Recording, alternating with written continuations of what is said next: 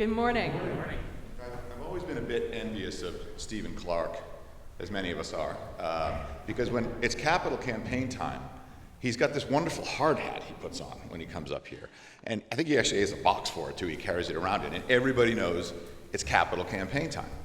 I don't have anything. And Sarah gave me the idea this morning that if stewardship is a root canal, I guess that makes me the dentist. But I'm not sure the dental implements would actually encourage the kind of giving that we want. So I thought maybe a giant tooth, or maybe if we go the Pony Express route, saddlebags in the future I could bring up. So I now have actually a lot of things to think about that I could bring up here to promote stewardship.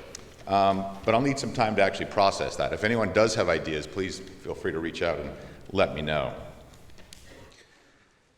Today marks the kickoff of our 2022 stewardship campaign. Our theme this year, it's not the Pony Express for this year, it's our spiritual home, the future together. Our spiritual home, the future together. And our goals this year are the same as in the past couple of years.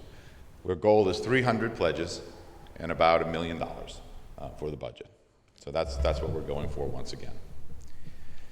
If you watched the stewardship kickoff video that went out over email and via the epistle last week, you'll know that we are in for yet again a different year. We aren't all physically together yet as a parish, yet we aren't all virtual either. We're in hybrid mode, and that means we'll be doing things differently yet again for stewardship as a result. In addition to in-person testimonies over the next 4 weeks, please also look for weekly emails and the epistle that will contain both video testimonies and updates on our progress. We'll be using a mix of in-person and virtual activities to help fund and protect our spiritual home. Personally, I consider the past 18 months or so, our parish community has never been more important. I remarked to a friend of mine during the height of the pandemic lockdowns when things looked bleakest that I couldn't imagine how people lacking faith coped with the daily challenges we faced.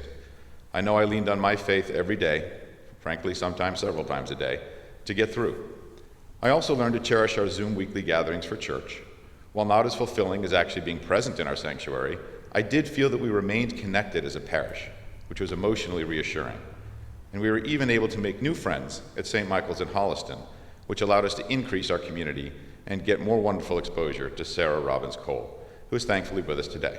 And I know that Adrian is secretly a little bit scared about which Robbins-Cole we're going to prefer after today. So it's just compliments all the way around from now on. We're all very polite about these things. I've given a chat about why my family supports St. Andrew's financially for several years now. Frankly, beyond the notion of Christian duty, we support St. Andrew's because St. Andrew's supports us. Last year, we may have been the only family to have children in every program the church provides.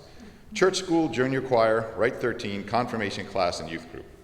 While pandemic programming meant this was sometimes a 9 a.m. to 6 p.m. adventure on Sundays, having that support in those programs helped my children remain grounded in very uncertain times. Ultimately, this is our parish and our community. It only exists through the generous support of each one of us. None of this is free. Liturgy, our sanctuary, programming for children and adults, outreach, and our wonderful clergy. For our church to continue, and for us to do what our predecessors in this community have done, and pay it forward, we need to participate. Amounts matter, of course, but participation matters even more. Whether you have $20, $100, or $1,000 or more that you can provide, it is all gratefully accepted and hugely appreciated. This is our community, and on behalf of our great stewardship team, we deeply appreciate your participation in this year's campaign. Thank you very much.